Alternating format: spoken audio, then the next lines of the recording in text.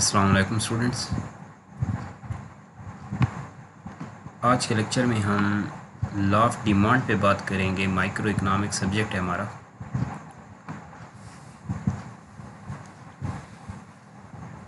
अब आप इकोनॉमिक्स को यानी माइक्रो इकोनॉमिक्स को काफ़ी हद तक समझ चुके हैं, जहां आपने एक टॉपिक देखा लॉ ऑफ डिमांड, जिसमें हमने कहा कि if other things do not change people purchase more of commodities when price is lower and less of it when price is higher। जब प्राइसेस ज़्यादा हों तो लोग कम परचेज़ करते हैं और जब प्राइसेस कम हो तो ज़्यादा परचेजेस की जाती हैं, गुड्स या सर्विसेज ज़्यादा डिमांड की जाती है। इसी तरह अब हमारे पास जो टॉपिक है वो है लॉ ऑफ सप्लाई, यानी डिमांड क्योंकि कंज्यूमर कर रहा होता है, कस्टमर की तरफ से होती है डिमांड, और सप्लाई जो की जाती है वो सेलर की तरफ से की जाती है, सप्लायर की तरफ से की जाती है। ठीक है, तो सब डिमांड यानी एक कस्टमर या कंज्यूमर करेगा, ये एक कंज्यूमर बिहेवियर है जब आप डिमांड की बात करते हो। और जब सप्लाई की बात होगी तो फिर हम कहेंगे कि ये एक सप्लायर का बिहेवियर, एक वेंडर का बिहेवियर है, सप्लायर सेलर का बिहेवियर है। यानी एक सेलर क्या सोच रखता है कि जब प्राइसेस ज़्यादा हो तो ज़्यादा सप्लाई करे या प्राइसेस कम हो ज़्यादा सप्लाई करे। तो ऑब्वियस है ये बात कि जब प्राइसेस ज़्यादा होती हैं तो सप्लायर कोशिश करता है कि मैं सप्लाई ज़्यादा करूं, कि उसको अच्छा मार्जिन मिले, अच्छी प्राइस पे वो प्रोडक्ट बेच पाए, उसकी कॉस्ट रिकवर हो और प्रॉफिट मार्जिन उसका बेहतर रहे। ये हमारा कुछ आज टॉपिक है लॉ ऑफ सप्लाई, जहां आप एक सप्लायर पॉइंट ऑफ व्यू से लॉ ऑफ सप्लाई को देखेंगे, डिस्कस करेंगे। फर्स्ट स्लाइड में मेरे पास डेफिनेशन है कि the law of supply is a micro economics law that states that all other factors being equal. बात वही है जैसे आपने कहा था कि other things do not change.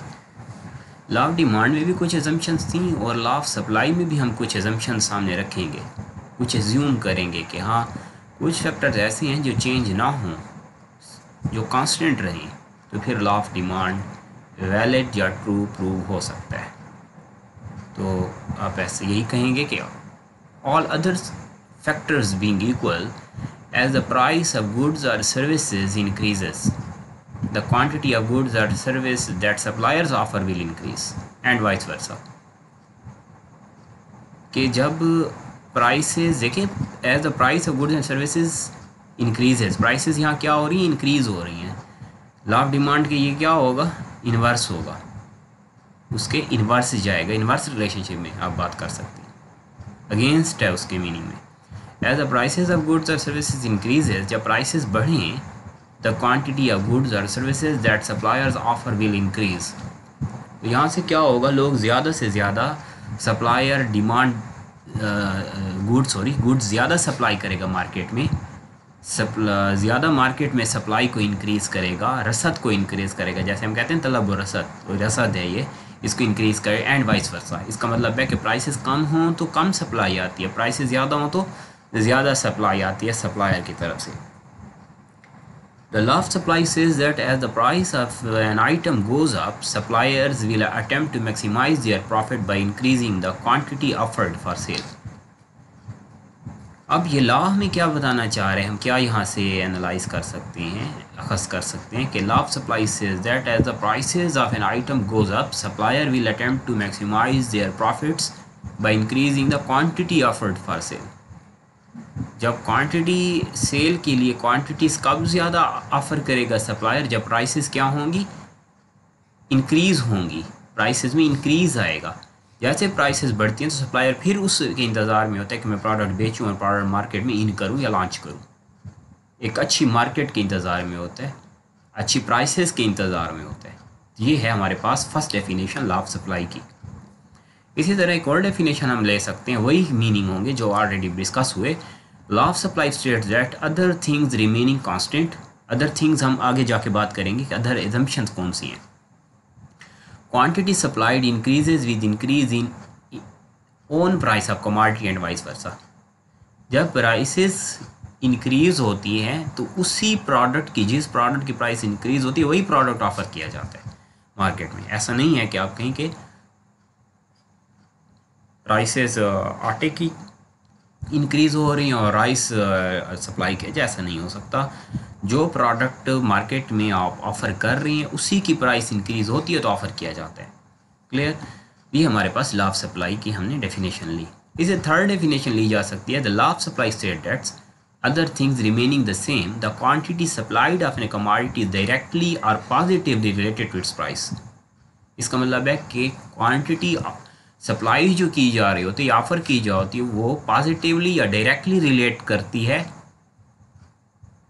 Product की प्राइस से।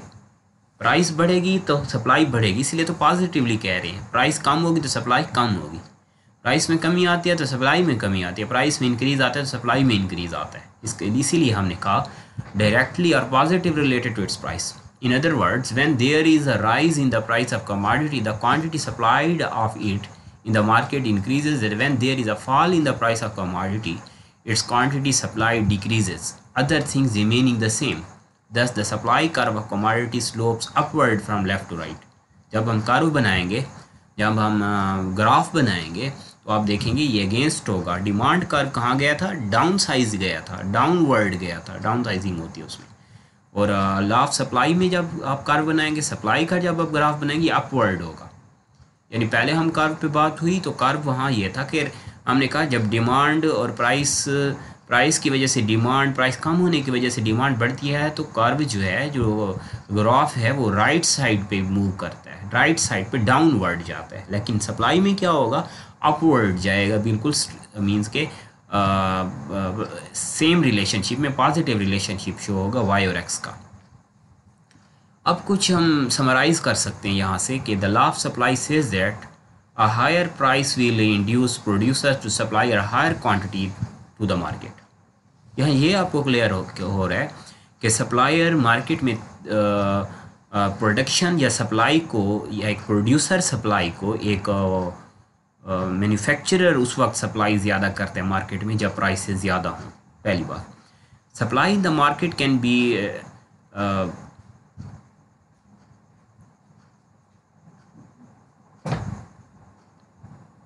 Over period of time. तो यहाँ आपको कहा जा रहा है कि जब सप्लाई मार्केट में upward sloping curve that shows how the quantity supplied will respond to various prices over a period of time। फिर सप्लाई का आपको कर्व जो है, सप्लाई ग्राफ जो है, वो ये आपको क्लियर करते हैं। लॉ ऑफ सप्लाई आपको ये क्लियर करता है कि अपवर्ड स्लोप होता है, अपवर्ड मूवमेंट है, यानी प्राइस अपवर्ड तो डिमांड सप्लाई भी अपवर्ड, दोनों में इंक्रीज आते हैं। इसीलिए हमने कहा कि अपवर्ड स्लोपिंग सप्लाई का that shows how the quantity supply will respond to वेरियर प्राइसेस। तो यहाँ से क्लियर होना शुरू हो जाता है कि प्राइसेस के इंक्रीज से सप्लाई कर्व भी इंक्रीज होता है, सप्लाई कर्व में भी अपवर्ड मूव आता है। तो ये आपके पास सेकंड पॉइंट था। थर्ड हम ये एनालाइज कर सकते हैं यहाँ से कि because business seeks to increase revenue when they expect to receive a higher price they will produce more. यानी जब बिजनेसेस रेवेन्यू क्योंकि हमेशा इंक्रीज़ करना चाहते हैं, प्रॉफिट मार्जिन इंक्रीज़ करना चाहते हैं, तो वहाँ से बिजनेसेस फिर हायर प्राइसेस को प्रेफर करते हैं। जब हायर प्राइसेस होंगी तो फिर ज़्यादा से ज़्यादा प्रोडक्शन हो रही होती है और सप्लाई किया जाता है। ये है लॉ ऑफ सप्लाई का हमारे पास कुछ हमने इंट्रोडक्शन लिया। एक प्रैक्टिकल एग्जांपल यहाँ बात कर लेते हैं कि the law of supply summarises the effect of price changes have on the producer behaviour. मैंने आपको कहा कि ये एक प्रोड्यूसर बिहेवियर है, लॉ ऑफ सप्लाई एक सप्लायर बिहेवियर है, और डिमांड जो था वो कंज्यूमर बिहेवियर है। इस पॉइंट का आपने ख्याल करना है। For example, a business will make more video game systems if the prices of those systems increases. The opposite is true, if the prices of video game system decreases the company might supply 1 million system if the price is $200 each, but if the prices increases to $300 they might supply 1.5 million systems। यानी एक product जो है उसकी market में demand भी है और market, उस प्रोडक्ट की मार्केट भी है, और आप एक प्राइसेस भी साथ साथ इंक्रीज़ हो रही हैं। तो जब जैसे काफ़ी प्रोडक्ट्स ऐसे हैं जिनके प्राइसेस इंक्रीज़ भी होती रहे, हमने कहा वो फिर भी डिमांड होते हैं। जैसे हमने फ्लोर की आटे की बात की, जैसे हमने बेसिक नेसेसिटीज़ की बात की, हमने कहा कि अगर इनके प्राइसेस इंक्रीज भी हो जाए, लाफ डिमांड यहाँ वैलिड नहीं हो रहा, तो गिफन गुड डिफरेंट हमने एग्जांपल्स ली थी। तो अगर इस कंडीशन में देखा जाए तो अगर बेसिक नेसेसिटीज़ जो हैं इनके प्राइसेस इंक्रीज भी हो फिर भी लोग डिमांड करेंगे, इलेक्ट्रिसिटी के प्राइसेस इंक्रीज भी हो फिर भी लोग गर्मियों में या जो ज़रूरत है वो तो ज़रूर आप कंज्यूम करेंगे। तो इसका मतलब है कि यहाँ फिर लॉ ऑफ सप्लाई भी लिंक हो रहा होता है। तो यहाँ आपको कहा गया कि अगर एक कंपनी देखती है कि पर यूनिट वीडियो गेम्स जो हैं सिस्टम पर यूनिट 300 का जा रहे तो ज़्यादा प्रोडक्शन करते हैं, जब यही $200 पे आ जाता है तो कम प्रोडक्शन करती हैं ऑर्गेनाइजेशंस।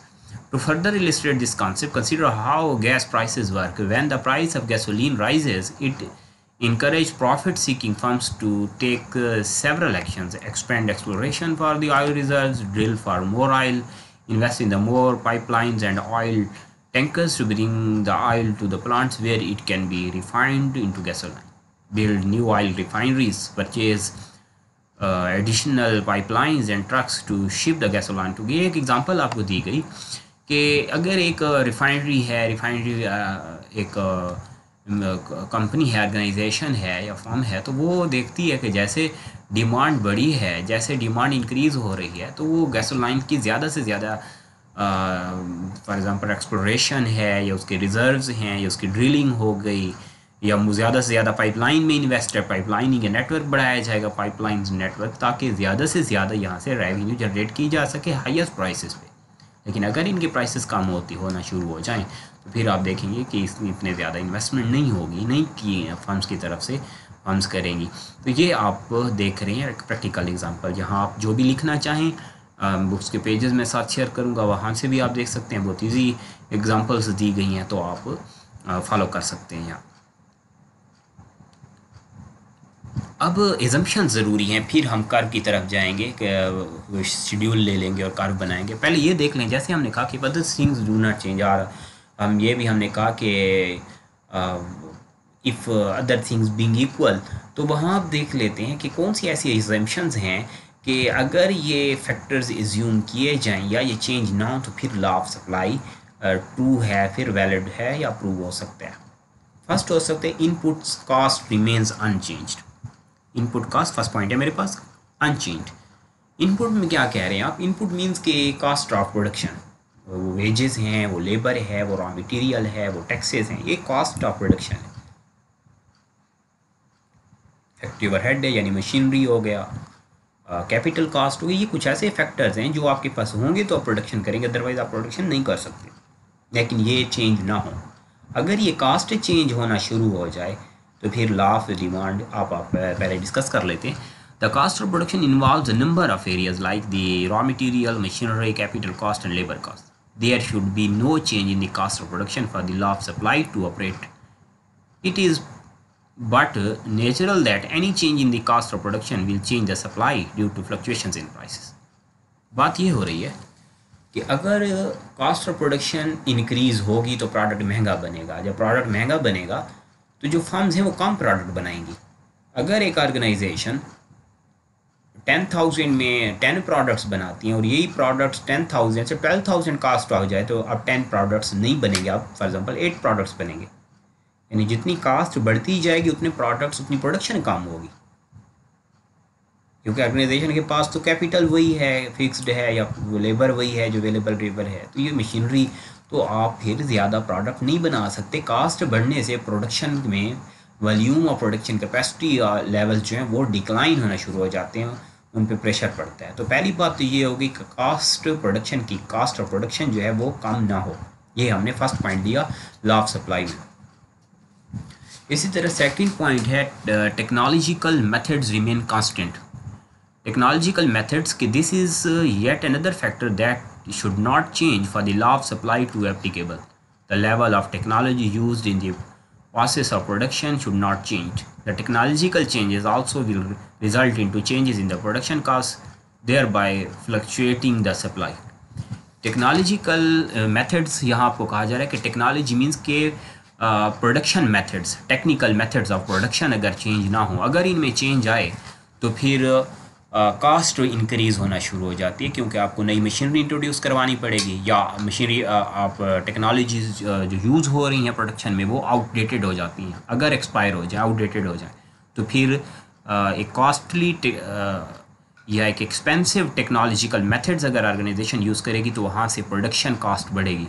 प्रोडक्शन कास्ट बढ़ने से लॉ ऑफ सप्लाई ट्रू यहाँ प्रूव नहीं होगा, या यहाँ ट्रू नहीं होगा, वैलिड नहीं होगा, ऑपरेट नहीं करेगा। ये हमारे पास है सेकंड पॉइंट, जिसे हम कह रहे हैं टेक्नोलॉजिकल मेथड्स रिमेन्स कांस्टेंट। ये हम आप इनपुट्स में भी ये पॉइंट रख सकते हैं कि इनपुट्स में डिस्कस करें तो टेक्नोलॉजिकल मेथड्स को भी इनपुट्स का पार्ट बना सकते हैं।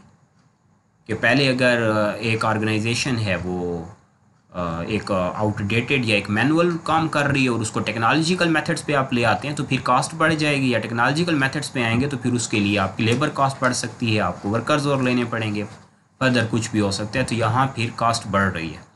इसी थर्ड पॉइंट हो सकता है कि price of related goods is constant. ये हम पहले भी बात कर चुके हैं। ये पॉइंट ज़रूरी है कि जैसे मेथड्स ऑफ टेक्नोलॉजिकल मेथड जो वो भी कांस्टेंट रहें, उनमें चेंज ना आए। अगर चेंज नहीं आता तो फिर सप्लायर जो है वो उसको हायर प्राइसेस, वो प्राइसेस इंक्रीज़ होते हैं, सप्लाई करता है। लेकिन अगर टेक्नोलॉजिकल मेथड्स चेंज हों और उसका टेक्नोलॉजिकल मेथड की चेंज होने की वजह से कोई भी आप मैनुअल पे काम कर रहे हैं और टेक्नोलॉजी की वजह से एक सस्ता प्रोडक्ट कोई और फर्म बना रही है, आपका कंपेटिटर बना रहा है, तो फिर उसका प्रोडक्ट जो होगा उसे अच्छा मार्जिन मिलेगा, तो वो फिर हायर प्राइसेस पे प्रोडक्ट ऑफ़र नहीं करेगा। फिर वो लो कास्ट पे उसको, क्योंकि उसको तो ऑलरेडी लो कास्ट प्रोडक्ट्स प्रोडक्शन हो रही है, तो वो ऑफ़र करेगा आपका फिर हायर कास्ट पे आप अपने कंपेटिटर के अगेंस्ट प्रोडक्ट लॉन्च नहीं कर पाएंगे। Price of related goods is constant. यहाँ आपको कहा जा रहा है कि रिलेटेड गुड्स आप पहले भी हम पढ़ चुके हैं लॉ ऑफ डिमांड में। Any change in price of the related goods can affect the supply, therefore for the law of supply to hold good we have to assume that there is no change in the prices of related goods। यानी कोई भी ऐसा product जिसके related goods, जिसके जैसे हमने बात की थी कि कॉम्प्लीमेंट्स हों, जैसे वीट है उसका राइस हो गया, इसी तरह पेप्सी है, कोक हो गया, ये ऐसे प्रोडक्ट्स हैं जो रिलेटेड गुड्स हैं। इनकी प्राइसेस जो हैं ये कांस्टेंट रहें, सेम रहें। अगर एक प्रोडक्ट की प्राइस 100 है तो दूसरे की प्राइस भी 100 हो। अगर एक प्रोडक्ट जो है फॉर एग्जांपल पेप्सी की प्राइस 100 है, कोक की प्राइस 90 हो जाती है, तो पेप्सी हायर प्राइसेस पे ऑफ़र करे भी सही, लेकिन उसको लॉ ऑफ सप्लाई जो है ट्रू नहीं होगा, क्योंकि यहाँ से डिमांड नहीं होगी। डिमांड किसकी होगी? फिर कोक की होगी, रिलेटेड प्रोडक्ट की होगी। तो रिलेटेड प्रोडक्ट जितने भी हों मार्केट में, उनकी प्राइसेस जब कांस्टेंट होती हैं तो फिर लॉ ऑफ सप्लाई ट्रू यहाँ हो सकता है, प्रूव हो सकता है, otherwise law of supply valid नहीं रहेगा। अगर रिलेटेड प्रोडक्ट्स की प्राइसेस में चेंज हो रही हों, इंक्रीज़ या डिक्रीज़ आना शुरू हो जाए, तो फिर supply law of supply true नहीं होगा, यहाँ सप्लायर डिस्टर्ब रहता है। फिर ये हमने थर्ड पॉइंट लिया इजम्पशन का। इस तरह फोर्थ इजम्पशन हो सकती है no change in transportation cost. देखिए ये भी एक इनपुट हो सकता है ट्रांसपोर्टेशन कास्ट, कि कहीं ये डायरेक्ट कास्ट हो सकती है, कहीं ये इनडायरेक्ट कास्ट हो सकती है। कास्ट में बात कर हो सकता है कि आप रॉ मटेरियल परचेस कर रही हैं, रॉ मटेरियल के लिए ट्रांसपोर्टेशन की ज़रूरत पड़े, तो फिर आप इसे डायरेक्ट कास्ट कहेंगे। लेकिन प्रोडक्ट बनने के बाद आप ट्रांसपोर्टेशन करते हैं, उसको अल्टीमेट यूज़र तक, उसको रिटेलर तक या होलसेलर तक आप पहुंचाते हैं, तो फिर ये इनडायरेक्ट कास्ट होगी। हाँ, ट्रांसपोर्टेशन कास्ट में भी चेंज ना आए। अगर ट्रांसपोर्टेशन कास्ट में चेंज आए तो फिर लॉ ऑफ सप्लाई ट्रू नहीं रहता। कैसे? When the goods are supplied in the market, they involve a cost of transportation. This is the cost that enables the movement of the goods from their area of production to the marketplace. For the law of supply, it is assumed that there is no change in transportation cost due to changes in price of fuel. अगर price cast of production जो है वो increase होगी तो आपका product की cast हमेशा ज़्यादा होना शुरू हो जाएगी। प्रोडक्ट की कास्ट जब ज़्यादा हो तो फिर लॉ ऑफ सप्लाई यहाँ ट्रू नहीं होता, क्योंकि लॉ ऑफ सप्लाई में हमने कहा कि जब प्राइसेस ज़्यादा होती हैं तो फिर मार्केट में प्राइसेस जब ज़्यादा होती हैं और आपको ऑलरेडी प्रोडक्ट महंगा बन रहा है, मैं आप कॉस्टली प्रोड्यूस हो रहा है, तो फिर अच्छा मार्जिन नहीं मिलेगा। और लॉ ऑफ एक सप्लायर अच्छे मार्जिन के वेट में होता है कि कास्ट कम लगे लेकिन प्रॉफिट ज़्यादा हो, तो फिर मैं ऑफ़र करूँ।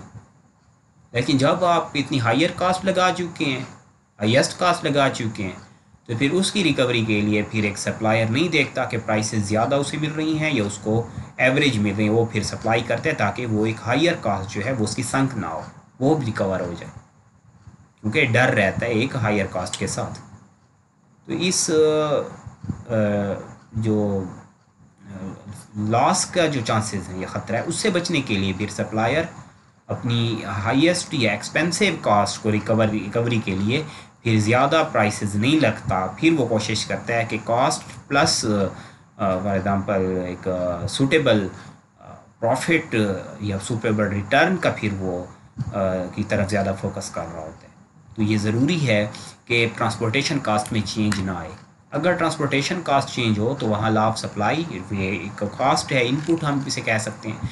यानी सिंपल ये है कि कॉस्ट जब इंक्रीज़ हो रही हो या इसमें चेंज आ रहा हो, इंक्रीज़ या डिक्रीज़, तो वहाँ लाभ सप्लाई ट्रू नहीं रहता, क्योंकि ट्रांसपोर्टेशन कास्ट अगर कम हो तो फिर भी लाभ सप्लाई ट्रू नहीं होगा। वहाँ ये है कि ट्रांसपोर्टेशन कास्ट की कमी की वजह से, डिक्लाइन की वजह से आपका कंपेटिटर इसका फ़ायदा उठाते हुए लीस्ट कास्ट पे, लोअर कास्ट पे ऑफ़र करेगा मार्केट में प्रोडक्ट, जहाँ से जिसकी वजह से आप जो प्रोडक्ट लॉन्च करने जा रहे हैं, ऑफ़र कर रहे हैं, वो ज़्यादा कॉस्टली होगा और फिर लाभ डिमांड की वजह से, लाभ डिमांड के ऑपरेट होने की वजह से एक सप्लायर लॉस में चला जाता है। इसी तरह नेक्स्ट पॉइंट है गवर्नमेंट पॉलिसीज़ आर अनचेंज्ड। अच्छा, यहाँ बात ये अब हम कर रहे हैं कि लॉ सप्लाई में अगर लॉ सप्लाई कब ट्रू होगा, जब गवर्नमेंट पॉलिसीज़ सेम रहें, कांस्टेंट रहें, चेंज ना हो। पॉलिसीज़ मींस कि गवर्नमेंट की पॉलिसीज़, उसकी स्ट्रेटजीज़, स्टैंडर्ड्स, लॉज, रेगुलेशंस, ये चेंज ना हो, यानी टैक्सेस चेंज ना हो। अगर गवर्नमेंट टैक्सेस बढ़ा दे, टैक्सेस इंक्रीज़ कर दे या पॉलिसीज़ को अमेंड करे, चेंज करे, तो वहाँ से आप देखते हो कि फिर एक सप्लायर पे बर्डन आता है, प्रेशर आता है, तो सप्लायर फिर जो एक आप कह सकते हैं कि बेस्ट सिचुएशन का वेट कर रहा होता है, कंडीशन का, उसका वो वेट नहीं करता, हालांकि ऑफ़र करता है प्रोडक्ट ताकि जल्द से जल्द वो अपनी कॉस्ट रिकवर कर ले और गवर्नमेंट की पॉलिसीज़, गवर्नमेंट की रेगुलेशंस को फुलफ़िल करे। इसी तरह जैसे अब देख लें कि the law of supply also assumes that there is no change in the government policies. By government policies we mean the policies regarding taxation. This is because if there are change in the policies of government then it would change the supply. जैसे government की policies change होती हैं तो supply भी change हो रही होती है, यानी अगर टैक्सेस बढ़ा दिए जाएं तो सप्लायर फिर हायर प्राइसेस पे भी ऑफर नहीं करेगा प्रोडक्ट, क्योंकि वो अब वेट करता है कि टैक्सेस रिलीज़ हों, कम हों, टैक्स रेट कम हो। जैसे टैक्स रेट कम होते तो फिर ऑफ़र करेगा। अगर हायर टैक्स रेट हैं और इस सिचुएशन में ऑफ़र करता है तो फिर एक सप्लायर को बड़े टैक्सेस, हाईएस्ट ह्यूज टैक्सेस या पे करने पड़ जाएंगे। तो टैक्स से बचने के लिए सप्लायर फिर क्या करता है, रिटेन रखता है, होल्डिंग करता है, ज़हीर अंदोज़ी करता है, ताकि सिचुएशन चेंज हो, पॉलिसीज़ गवर्नमेंट रिवर्ट करे तो मैं फिर सप्लाई करूँ। तो यहाँ हम ये कह सकते हैं कि लॉ ऑफ सप्लाई का एक एजम्पशन ये भी है कि लॉ ऑफ सप्लाई कब ट्रू होगा, वैलिड कब रहेगा, जब गवर्नमेंट की पॉलिसीज़ कांस्टेंट रहें। जब गवर्नमेंट पॉलिसीज़ में रोज़ बरोज़ चेंज आ रहा हो तो वहाँ सप्लायर एक अनसर्टेनिटी की कंडीशन होती है, उसे क्लियर ही नहीं रहता कि मार्केट सिचुएशन क्या है और कहाँ जाएगी। तो इस सिचुएशन में, इस अनसर्टेनिटी की कंडीशन में फिर एक सप्लायर चाहे प्राइसेस जितनी भी बेस्ट उससे मिलें वो प्रोडक्ट ऑफ़र नहीं करता, क्योंकि यहाँ अनसर्टेनिटी रहती है। और जब प्राइसेस में पॉलिसीज़ जो हैं उनमें कंटिन्यूटी ना हो तो फिर एक सप्लायर डिस्टर्ब रहता है। इस तरह नेक्स्ट पॉइंट आप ले सकते हैं कि no anticipation of prices by the sellers. Anticipation regarding the future prices movements may cause changes in the supply of commodities. If there are expectations about the prices increment, then the seller may follow wait and watch policy and manage their supply accordingly. So it is assumed that there are no anticipations of the prices changed by the seller. जब एक seller को ये कुछ information मिल रही हो या उसके analysis हों या उसकी फोरकास्टिंग हो या उसकी फ्यूचर एक्सपेक्टेशंस हों कि फ्यूचर में प्राइसेस इससे भी ज़्यादा पीक पे जाएंगे या प्राइसेस इंक्रीज़ ही होती जाएंगी। जैसे आज आप देखते हो कि जैसे ऐसे हालात बने हैं आज, बिजनेसेस जहाँ फ्रीज होके रह गए हैं कोरोना वायरस की वजह से, कोविड-19 की वजह से। इस सिचुएशन में आप देख रहे हो लोग होर्डिंग कर रहे हैं, ज़ख़ीरा अंदोज़ी कर रहे हैं। आटे का बहरान आप देख रहे हो, चीनी का बहरान देख रहे हो, मीन्स कि वो बेसिक ज़रूरियात जो नेसेसिटीज़ उनके लोग ज़ख़ीरा अंदोज़ी कर रहे हैं, क्योंकि उन्हें पता है कि प्राइसेस आगे जाके इससे भी ज़्यादा इंक्रीज़ होंगी, क्योंकि अनएम्प्लॉयमेंट बढ़ेगी। अनएम्प्लॉयमेंट के साथ साथ आप देखेंगे कि जैसे हालात जो आज हालात हैं, इनके असरात जो हैं वो, इनके इफ़ेक्ट जो हैं वो लॉन्ग रन में कुछ टाइम तक रहेंगे ज़रूर, या शॉर्ट रन में भी क्यों ना हो। लेकिन इसके अब काफ़ी ऐसे जो लोग ज़ख़ीरा अंदोज़ी कर रहे हैं या जो बिजनेसमैन हैं वो वेट करेंगे आप ऐसे प्रोडक्ट्स का जिनकी स्पेसिफिक आप कह सकते हो कि एक बार प्राइस नहीं होती, एक स्पेसिफिक फिक्स प्राइस जिन भी नहीं है प्रोडक्ट्स की, उनका वेट कर रहा है एक अब सप्लायर। तो जब ऐसा हो कि एक्सपेक्टेशंस हो कि प्राइसेस और इंक्रीज़ होंगी, तो फिर सप्लायर वेट करता है। तो आज अगर प्राइसेस इंक्रीज़ भी हो रही हैं तो सप्लायर फिर सप्लाई नहीं करेगा प्रोडक्ट। यानी कि लॉ ऑफ सप्लाई कहता है कि जब प्रोडक्ट्स की प्राइसेस ज़्यादा मिल रही हों तो सप्लायर सप्लाई करता है। लेकिन यहाँ सप्लायर को प्रोडक्ट प्राइस अच्छी मिल रही है प्रीवियस प्राइस के कंपैरिजन में, लेकिन फिर भी वो सप्लाई नहीं करेगा। रीज़न ये है कि उससे एक्सपेक्टेशंस मिल रही हैं, उसके एनालिसिस उसे बता रही हैं कि फ्यूचर में प्राइसेस इससे भी ज़्यादा पीक पे जाएंगी या इंक्रीज़ होंगी। तो यहाँ से फिर ज़रूरी है कि एक सेलर को ये ऐसी कोई एंटिसिपेशन या एक्सपेक्टेशन या उसके सामने ऐसी कोई इन्फॉर्मेशन ना हो, उसे कुछ नज़र ना आ रहा हो कि हाँ 1 महीने बाद या 1 हफ़्ते बाद या 10 दिन बाद प्राइसेस क्या होंगी, ऐसा कुछ उसे कोई इन्फॉर्मेशन ना हो तो फिर लॉ ऑफ सप्लाई ठीक है। जब फ्यूचर एक्सपेक्टेशंस हों प्राइसेस की क्या और इंक्रीज़ होगा, एंटिसिपेशन हो, तो फिर आप देखते हो कि लॉ ऑफ सप्लाई ट्रू नहीं रहता। ये हम कुछ अब एजम्पशंस पे हमने बात की है। इसी तरह सेकंड लास्ट एजम्पशन आप ले सकते हैं, the level of foreign trade is unchanged. Foreign trade refers to the export and imports. For the law of supply to hold true, it is assumed that there is no change in the level of foreign trade. Law of supply तब true या valid रहेगा या operate करेगा जब foreign trade की prices जो हैं, level of foreign trade जो है वो अनचेंज हो। जैसे इंटरनेशनल मार्केट में खाम तेल की, क्रूड ऑयल की प्राइसेस जो हैं वो डिक्लाइन हो रही हैं।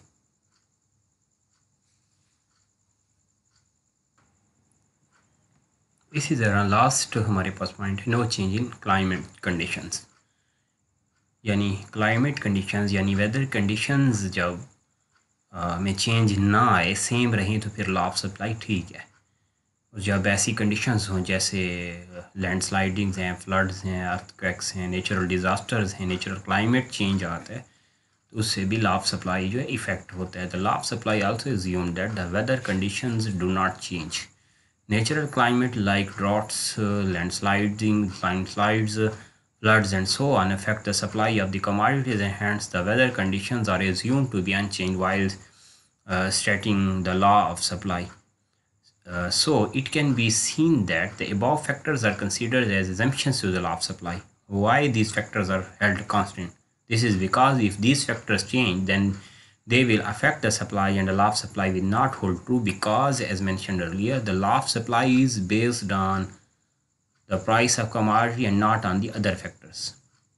हमने पहले भी बात की, यहाँ हमने सिर्फ लॉ ऑफ सप्लाई को प्राइस के साथ लिंक किया, अदर फैक्टर के साथ लिंक नहीं किया।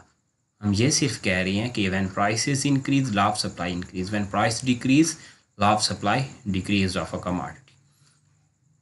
क्लाइमेट कंडीशन या क्लाइमेट चेंज की जहाँ बात है, तो जब क्लाइमेट चेंज हो रहा हो, जब नेचुरल प्रॉब्लम्स हो, नेचुरल डिज़ास्टर्स हों या ऐसी कोई कंडीशन हो, तो फिर प्राइसेस हायर भी हों, लोग अफोर्ड नहीं कर सकते।